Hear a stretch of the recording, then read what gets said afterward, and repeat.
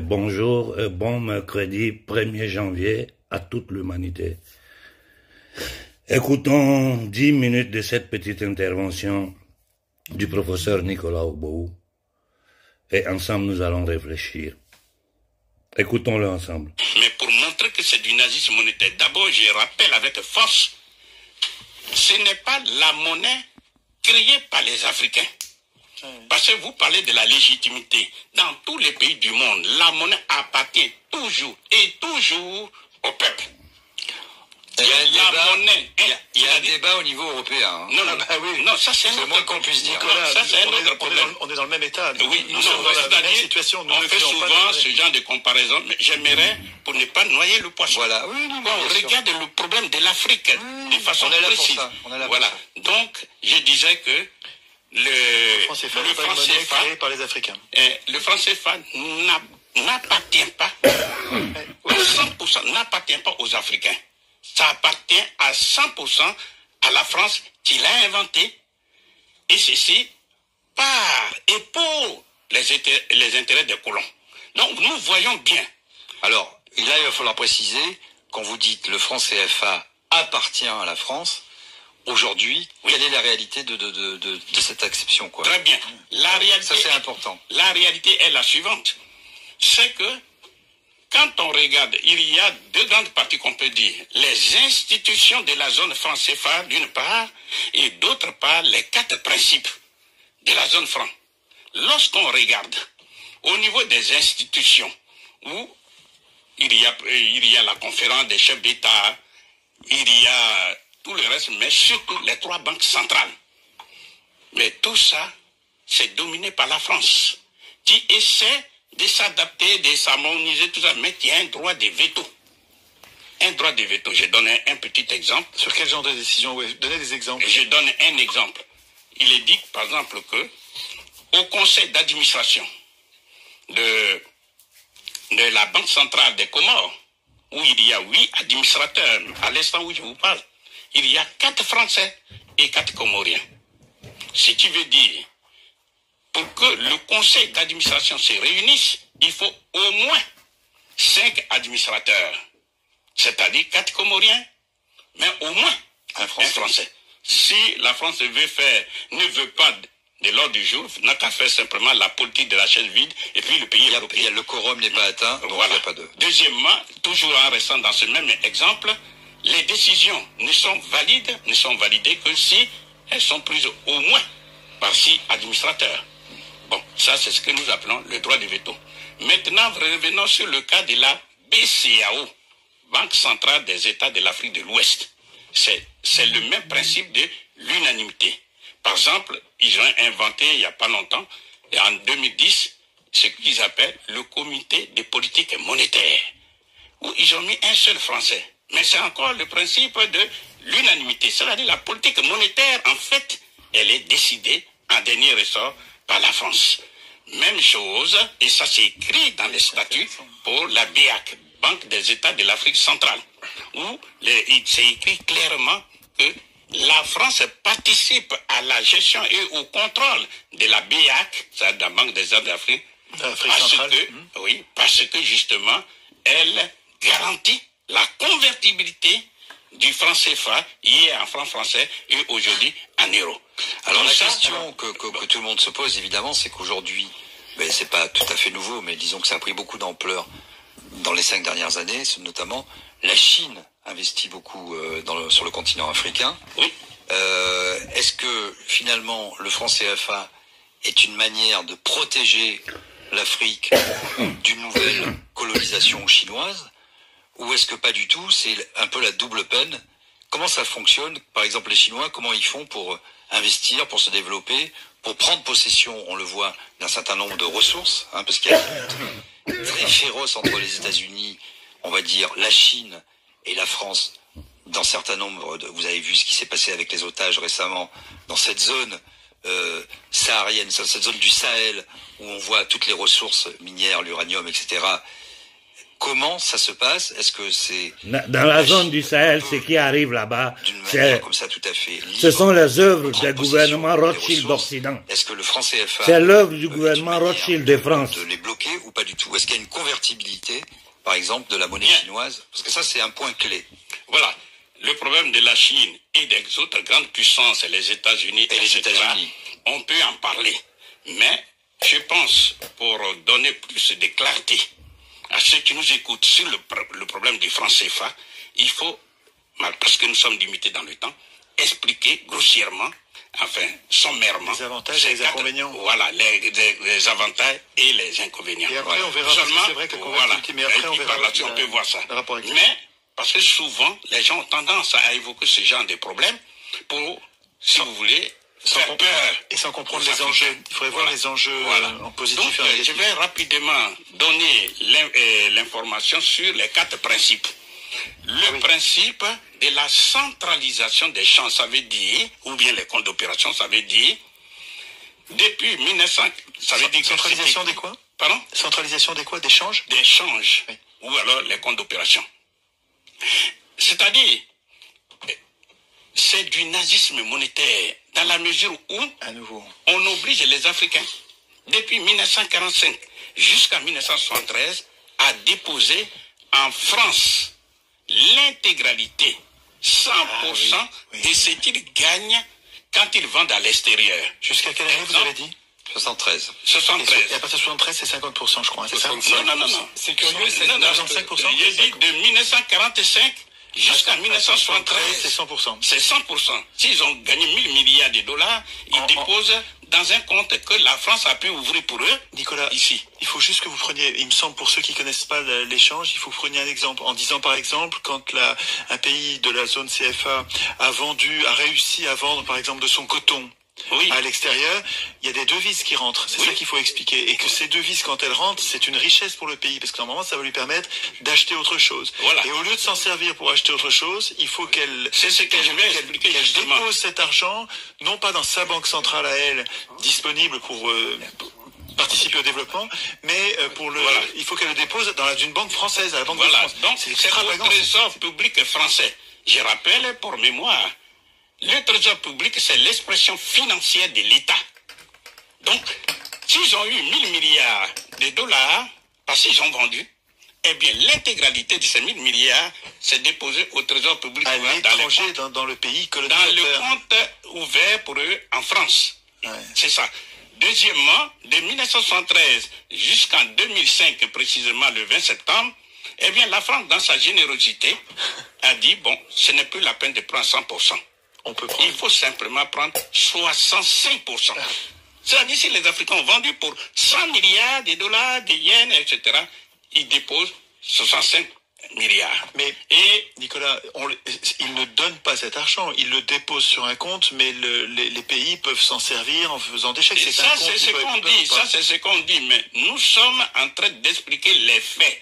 Et maintenant, à la seconde, l'argent n'est pas volé, ils peuvent s'en servir pour autre chose. Écoutez avec attention. Je vais tirer les conséquences, vous allez voir tout de suite. Et maintenant, de 20 septembre 2000 jusqu'à la seconde, nous parlons, ils déposent 50%. Aujourd'hui, on en est à 50.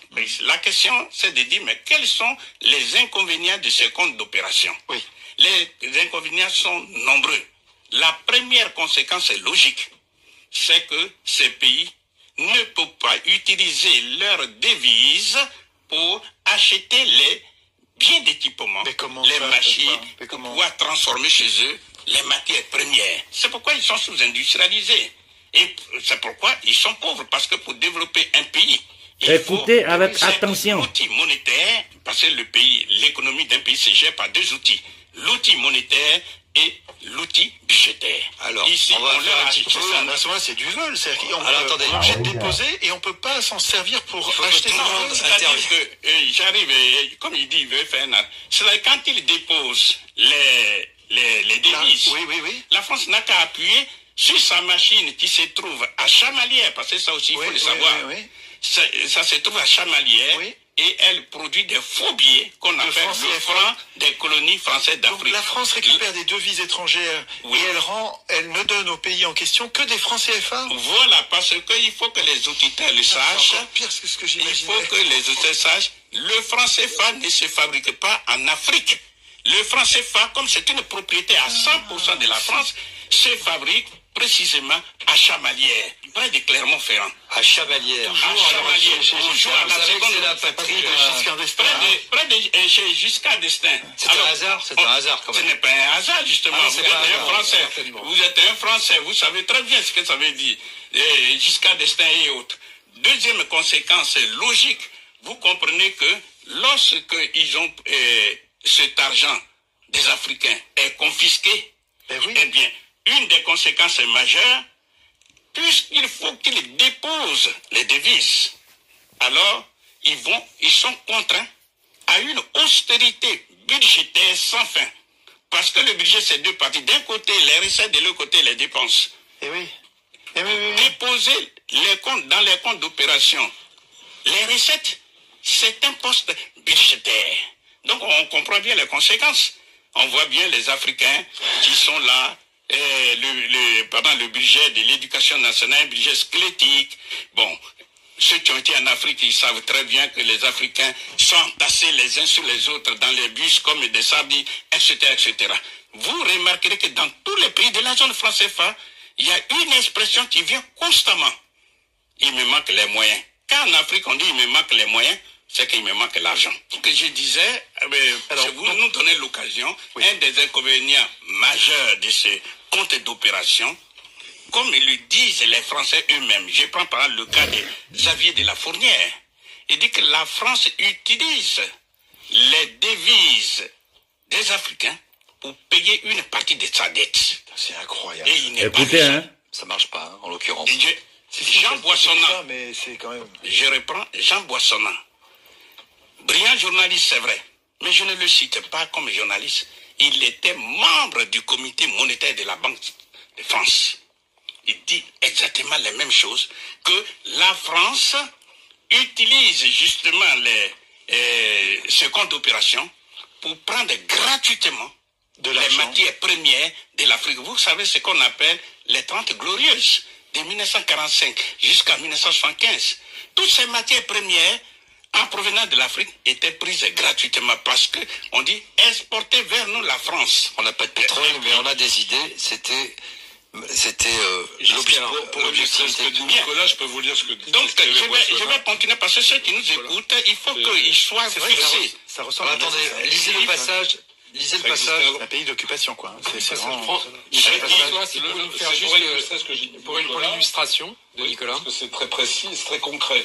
La zone franc a permis, donc Jean Boissonnat, journaliste économique, créateur de l'expansion, etc. L'expansion, La zone franc a permis à la France de se fournir en certaines matières premières sans débourser de devises. On a calculé qu'elle représentait en 1960 250 millions de dollars par an d'économie de devises. 1960. 500 000 Français de la métropole tiraient leurs moyens d'existence de l'ensemble économique de la zone franc. Bien. Voilà, c'est quelle page, François? Ça, c'est en page 55. On verra ça après. Oui. Mais c'est ce que faisaient les nazis. Les nazis prenaient les matières, les richesses gratuitement. Sans débourser des... C'est ce que les Anglais aussi, quand ils avaient les colonies, ils avaient la zone sterling. Bon, je vais m'arrêter là. Vous pouvez voir l'intégralité de la transmission sur le canal YouTube Delphine Citation. J'ai voulu commencer ce nouvel an en me concentrant sur des situations essentielles, sur des situations dramatiques, que si nous n'arrivons pas à éradiquer ces situations-là, l'Afrique ne bougera pas. Le franc CFA. Comme vous venez tous d'écouter, c'est un nazisme monétaire, c'est un crime contre l'humanité, c'est une arme de destruction des masses qui permet à l'élite française, au gouvernement Rothschild de France, au gouvernement Rothschild d'Occident, de piller l'Afrique, de voler l'Afrique et de maintenir l'homme noir en condition d'esclavage moderne, esclavage monétaire, esclavage économique. Donc, les 100 premiers jours de 2025, si vous êtes d'accord avec moi, nous devons nous concentrer sur une campagne que nous devons lancer de façon massive dans toute l'Afrique subsaharienne pour demander l'abolition immédiate, sans condition, du franc CFA. Tant que ce franc existe, nos dirigeants peuvent vous raconter tout ce qu'ils veulent. Nous aurons la corde au cou. Et ils le savent. Et le général Tiani a dit clairement, le franc CFA, c'est la monnaie de la France. Ils utilisent ça pour soumettre, pour piller et pour tenir l'Afrique sous perfusion économique. Donc notre priorité en ce début d'année, c'est nous concentrer sur cette chimère de guerre. Et tout ça après que l'Afrique a lutté pour la libération de la France. De Gaulle prend ce même système naziste, il impose aux Africains. Ça fait près d'un siècle que ça existe et personne n'en parle, ni en Afrique, ni en Occident. Et c'est le peuple africain qui subit. Ça ne peut plus continuer. Donc nous devons concentrer nos efforts les 300 premiers jours de cette année-là pour attaquer le franc CFA de façon massive en Afrique et sur le plan international. Il ne faut pas que ce discours soit tabou, il ne faut pas que les choses se passent derrière le rideau. Il faut que les Africains voient ce que les dirigeants sont en train de mettre sur pied pour les sortir de cette condition d'esclavage.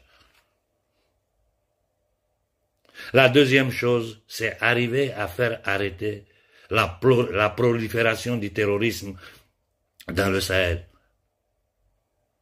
Nous avons aujourd'hui les détails vérifiés et vérifiables des déclarations des dirigeants de l'AES. La situation est plus que grave, la situation est plus que drastique. C'est une question de survie. Le moment actuel que nous sommes en train de vivre. Pour faire arrêter ce terrorisme financé, piloté, créé par la CIA et ses agents satellitaires, qu'est-ce que nous devons faire? La question c'est ça. Qu'est-ce que nous devons faire? Avoir les dernières déclarations des dirigeants africains. Ils sont prêts à nous attaquer. Ils sont en train de nous encercler. Ils mettent tout en œuvre pour affamer notre peuple avec les sanctions, tout ce que vous savez. Et derrière ça, c'est le pouvoir atlantico-sioniste qui gouverne l'Occident, qui gouverne l'Union européenne, qui sont en train de commettre tous ces génocides éparpillés dans le monde. Hier soir, j'étais assis, je réfléchissais aux conditions des enfants au Congo. Je disais, mais je regardais autour de moi et je pensais aux enfants qui sont dans les forêts du Congo, qui n'ont pas à manger, qui n'ont pas à boire, qui sont sous le feu de ces fous créés par l'Occident qu'ils appellent M23 et compagnie. Aujourd'hui, toutes les preuves sur le génocide rwandais, nous l'avons. Toutes les implications de l'Occident pour déstabiliser l'Afrique centrale, la Corne de l'Afrique, l'Afrique subsaharienne, nous avons toutes les informations. Nous avons les preuves. Qu'est-ce que nous allons faire? Nous allons nous asseoir, c'est-à-dire tu vois des gangsters lourdement armés qui s'apprêtent à attaquer ta maison. Tu es dedans dans la maison, toi et ta famille. Qu'est-ce que vous allez faire? Il faut élaborer une stratégie de défense. Il faut élaborer une stratégie d'attaque. Donc je dis, vu que nos dirigeants vont au Conseil de sécurité des Nations Unies, en l'occurrence le Mali, avec des preuves pour demander l'ouverture d'un débat sur les crimes du gouvernement Rothschild de France au Mali et dans le Sahel, ils mettent les droits de veto, la discussion est bloquée. Le jeune capitaine Ibrahim Traoré sort en Mondovision, il fait des déclarations à faire éclater n'importe quel cerveau. C'est-à-dire, les crimes sont évidents, les complots, tous les faux coups, dévoilés. Le colonel Koïta, le ministre des Affaires étrangères du Mali, qu'est-ce qu'ils n'ont pas dit? Et dernièrement, les déclarations du général Tiani sont vraiment inquiétantes parce qu'il a donné les détails. Le général Tiani est allé jusqu'à donner les positions de ces bases-là en Afrique, les latitudes, longitudes, il a donné les détails. Son discours était clair, détaillé, c'est-à-dire on ne peut même pas discuter nom, prénom, où ça s'est passé, à quelle heure, pour quel but, quel financement ils ont fait, comment on paye ces terroristes-là par mois, par semaine. Et les mouvements de ces armées d'occupation sur le territoire africain, nous les voyons. Il faut que nous nous impliquions.